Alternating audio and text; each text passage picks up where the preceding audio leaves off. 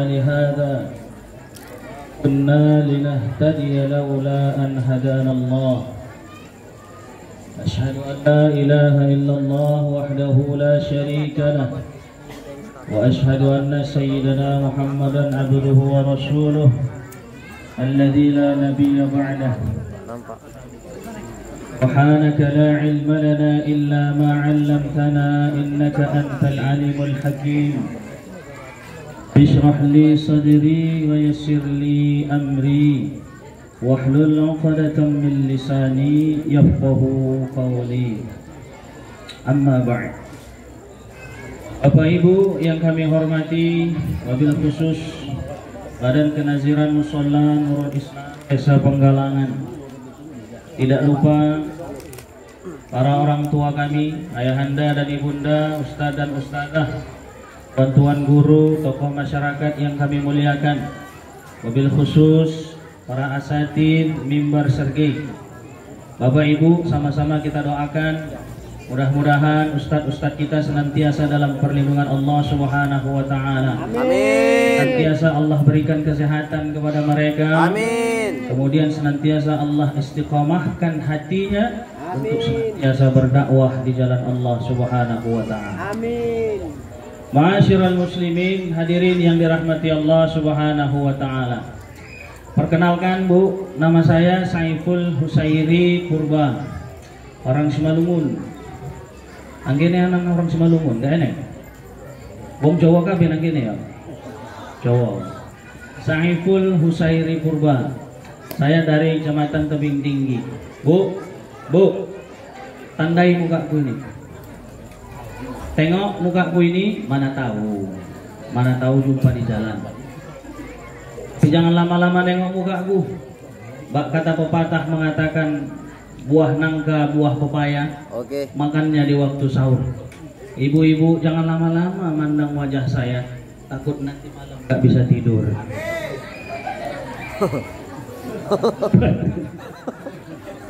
Habis. Bapak Ibu, kenapa nggak bisa tidur? Kata pepatah juga mengatakan dari perapat ke tebing tinggi, tinggal sebentar beli rambutan. Banyak ustadz di tebing tinggi, tapi cuman inilah yang paling tampan. Sedap. Hadirin yang dirahmati Allah Subhanahu wa taala. Bersyukur kita kepada Allah dengan senantiasa mengucapkan kalimat hamdalah, alhamdulillahi rabbil alamin. Dan berselawat kita kepada Nabi Muhammad dengan ucapan Allahumma salli wa sallim wa barik. Pak, Bu, saya yang pertama. Masih ada dua lagi. Biasanya yang pertama itu pembukaan. Kalau makan, pembukaan itu yang ringan-ringan aja, ya kan? Jadi sekarang saya yang ringan-ringan aja. Nanti isinya Ustadz Wanda sama Ustadz Arif Habibie. Hari ini kita sudah masuk di 9 Muharram. Pergantian tahun sudah kita lewati. Tahun 1441 Hijriah sudah ada di belakang, sekarang di depan kita 1442 Hijriah. Bapak Ibu hadirin yang dirahmati Allah, pergantian tahun ini sejatinya bukan hanya sekedar melewati hari demi hari, bulan demi bulan, ataupun tahun demi tahun. Gak sekedar melewati itu saja, tetapi pergantian tahun itu sejatinya harus menjadi satu ajang bagi kita untuk mengintrospeksi diri kita. Pergantian tahun itu harus menjadi satu tolak ukur bagi kita untuk apa yang akan kita perbuat dan apa yang akan kita lakukan ke depan. Sebabnya Rasulullah Sallallahu Alaihi Wasallam ingatkan kepada kita ada 3 golongan manusia. Yang pertama itulah golongan orang-orang yang celaka. Siapa Ustaz orang-orang yang celaka? Itulah orang-orang yang apabila hari ini lebih buruk daripada hari yang sebelumnya. Golongan yang kedua itulah orang-orang yang rugi. Siapa itu orang yang rugi? itulah orang-orang yang apabila hari ini sama dengan hari yang sebelumnya, tidak ada peningkatan pada. Dan yang terakhir, yang ketiga, itulah orang-orang yang beruntung. Bu, siapa orang yang beruntung? Itulah seorang wanita yang mempunyai suami bernama Untung. Siapa orang yang beruntung? Itulah orang-orang yang apabila hari ini lebih baik daripada hari-hari yang sebelumnya. Maka momen pergantian tahun sejatinya kajiannya adalah sebagaimana yang dikatakan Umar ibnu Khattab, hasibu qabla an tuhasabu. Hitung dulu dirimu, baru kau hitung orang lain. Koreksi dulu dirimu, baru kau koreksi orang lain. Lihat dulu kekuranganmu, baru sibuk kau mengoreksi kekurangan dan kesalahan orang lain. Hadirin para jamaah yang dirahmati Allah Subhanahu wa taala. Bertambah tahun sejatinya bukan bertambah jatah hidup di dunia. Betul? Betul. Bertambah tahun sejatinya berkuranglah jatah hidup di dunia. Biasanya Pak, Bu, kalau orang sudah bertambah usia itu biasanya semakin tua. Kan gitu.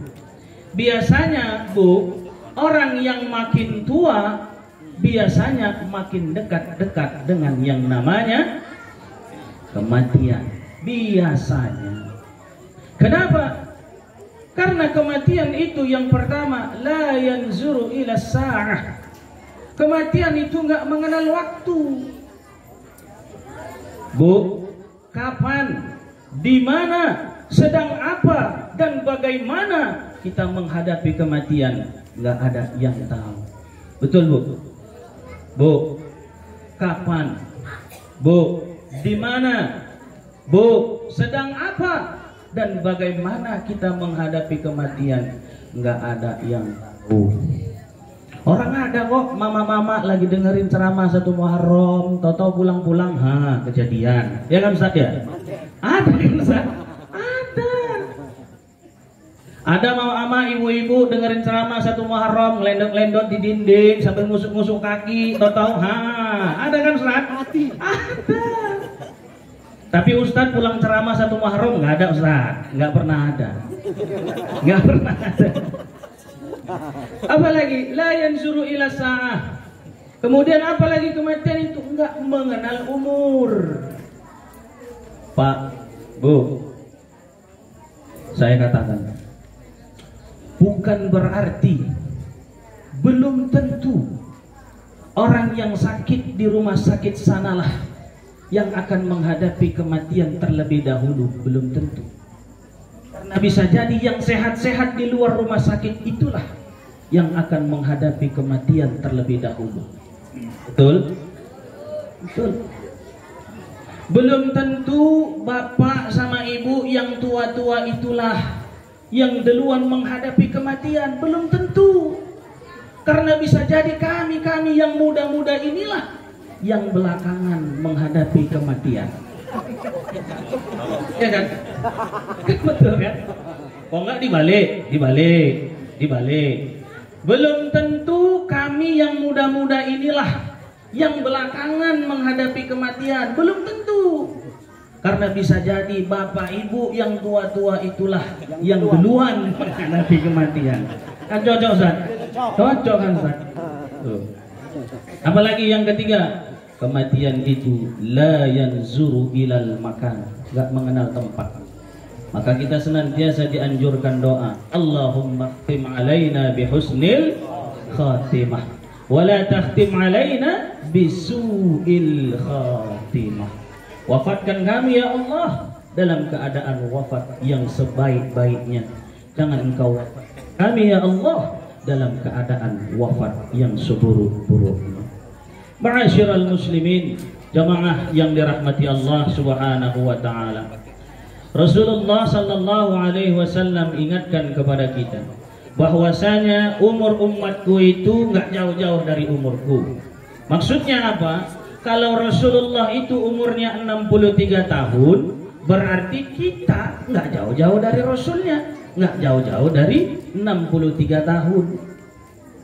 Artinya apa Ustaz? Ya kalau yang ngomong ini si Saiful Husairi Purba ini sudah 32 tahun, berarti tinggal nunggu sisa 31 tahun. Kan gitu, Pak. Nah, kalau yang di sini sudah ada yang 50 tahun, berarti tinggal tunggu 13 tahun. Bu, 13 tahun. Lah kalau yang di sini sudah ada yang 62 tahun 11 bulan. Nah, 29 Bu. Bulan lagi. Bu. Satu lagi. Masuk waktu maghrib, hati-hati. Lah kalau yang di sini sudah ada 62 tahun 11 bulan 30 hari, berarti tinggal nunggu gulingnya aja 1 hari lagi. 4 ratak lah Ustaz. Artinya apa? Saya ingin sampaikan bahwasanya hidup ini perkara tunggu panggilan. Hidup ini, Bu, perkara tunggu giliran. Hidup ini, Pak, perkara tunggu panggilan. Kalau yang manggil Pak Kades, mantap. Paling enggak sembako di tangan. Kalau yang manggil malaikat Israel, apa enggak ngeri-ngeri sedap, Pak. Oleh karena itu, hadirin yang dirahmati Allah Subhanahu wa taala, kematian itu adalah satu hal yang pasti.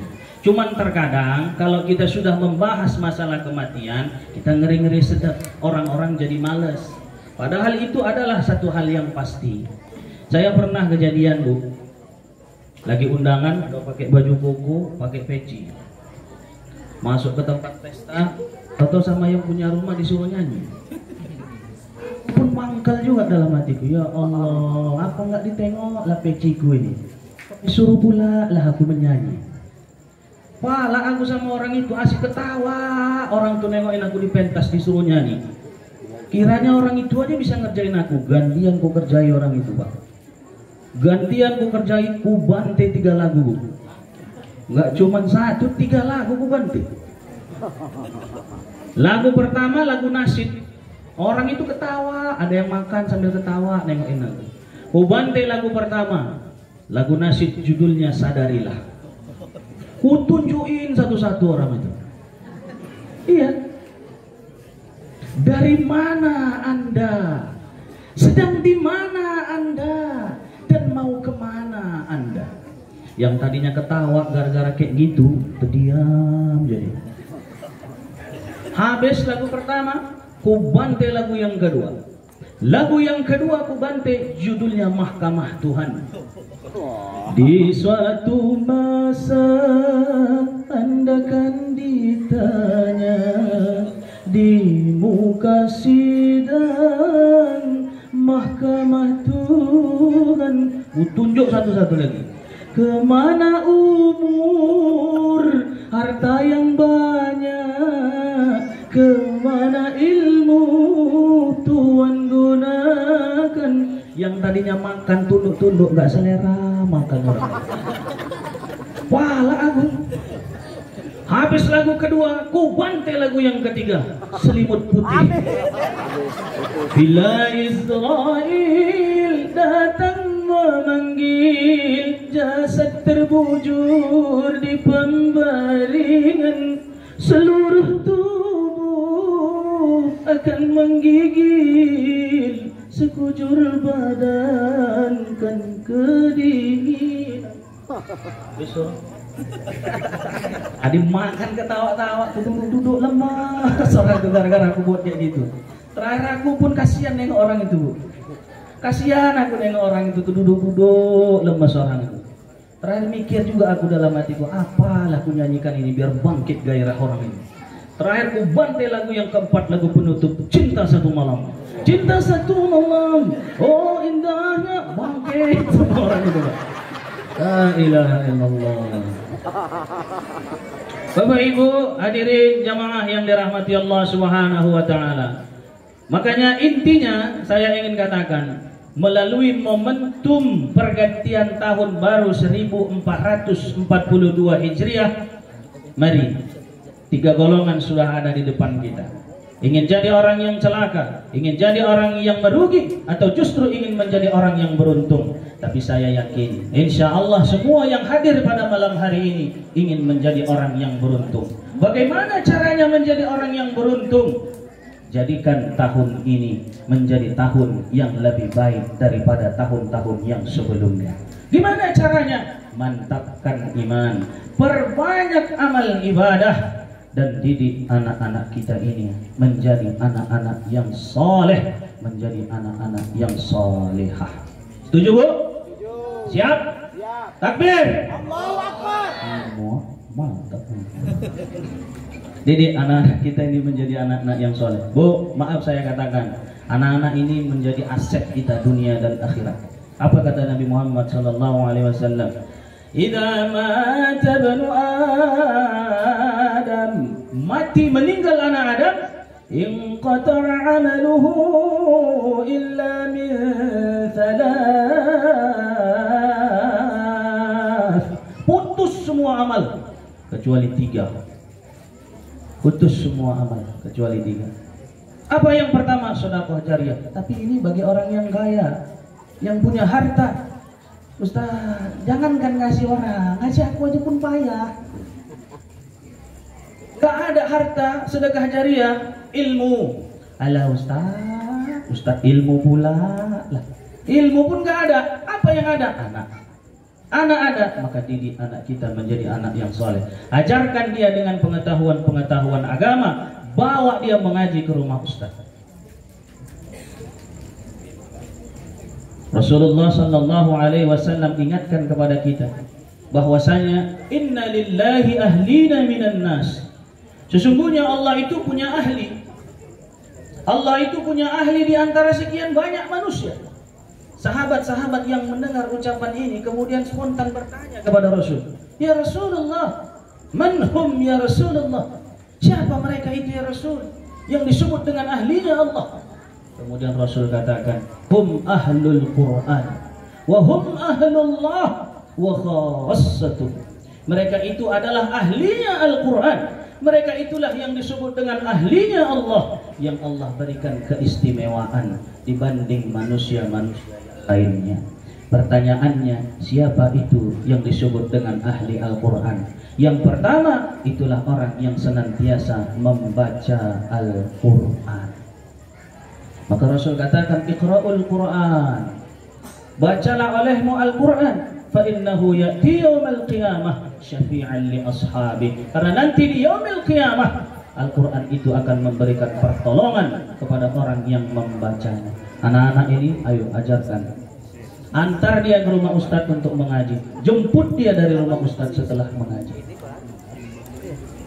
Banyak metode-metode sekarang. Ada ustadz-ustadznya ngajarkan Iqra, ada. Kalau dulu alif-alif ya Ustaz ya. Alif-alif. Bu, alif-alif ingat enggak, Bu? Ingat kan? Ada alif-alif.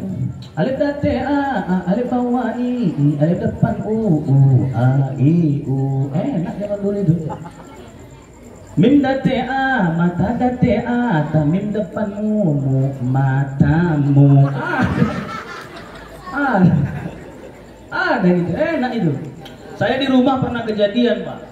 Ada anak-anak ngaji ke rumah, biasanya sama orang rumah. Kebetulan orang rumah nggak bisa, jadi saya mewakili gantian. Anak ini pinter, cuman kadang-kadang kepinteran. Itu saya. Waktu itu belajar huruf sin. Sadate a, sasabawai, sisa depan usu. Baca sasisu. Satu lagi. Sadepan susah bawahi, si baca mama. Katanya pula, kok kau baca mama? Iyalah Ustaz, mamaku kan Susi. Katanya pula, la ilaha illallah. Tuh, Tanjung Balai lain lagi Ustaz ya, Ustaz Wanda ya. Tanjung Balai lain lagi. Alif-alifnya. Alif to abagai pisang, bareng ko abagai sampan. Kabang itu juga tasamu sajo. Wih, menari semua orang itu. Iya. Ya sama dia. Iya, Tanjung Balai itu. Ayo, anak-anak ini Pak. Anak-anak ini ajari dia baca Quran. Karena ini nanti yang bakalan jadi imam. Gak mungkin perempuan jadi imam laki-laki, gak mungkin. Tuh. Siapa lagi? Yang kedua, yang disebut dengan ahlinya Allah, itulah orang yang senantiasa menghafal Al-Quran. Tidak cukup dia baca Al-Quran, tapi dia juga menghafal Al-Quran. Ustaz, jangankan hafal, Ustaz, baca aja pun baik. Bu, Pak, nih ya, saya nggak cerita nokoh, nggak cerita. Ada orang baca surah Al-Kafirun lari ke ayat kursi, ini benar. Betul.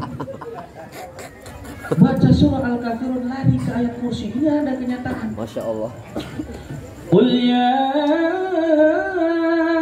ayyuhal kafirun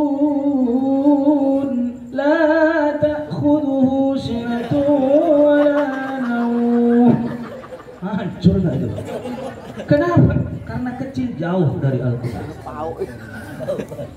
Maka anak-anak mulai dari kecil inilah diajarkan untuk dekat dengan ilmu dan pengetahuan agama. Kalau sudah tua baru belajar, payah. Wa sya ya so. Wa bukan so. Sya ya sya. Payah. Betul. Nggak percaya tes lah yang tua-tua itu aja. Iya. Tuh. Maka itu ada nyanyi lagu itu kan zaman dulu kan gitu. Belajar di waktu kecil bagai mengukir di atas batu. Ada kan? Belajar sesudah dewasa laksana mengukir di atas air. Ukirlah air itu kalau gitu. Nggak akan bisa. Sudah. Kemudian yang ketiga, siapa itu yang disebut dengan ahlinya Allah? Itulah orang-orang yang senantiasa mempelajari ilmu Al-Quran dan dia juga mengamalkan isi kandungan Al-Quran. Mudah-mudahan sama-sama kita bermohon kepada Allah, anak-anak kita ini kelak menjadi orang-orang yang paham akan ilmu agama, menjadi anak-anak yang saleh dan salihah. Amin ya rabbal alamin. Bapak Ibu hadirin yang dirahmati Allah Subhanahu wa taala. Mungkin inilah sebagai pembuka. Namanya juga pembukaan. Gak usah banyak-banyak. Isinya nanti ustadz yang lain yang akan memberikan tausiah. Mudah-mudahan ini semua bermanfaat bagi kita semua. Akhirul kalam, wallahu yaqulul haq wa huwa yahdis sabil. Wassalamu alaikum warahmatullahi wabarakatuh. Waalaikumsalam.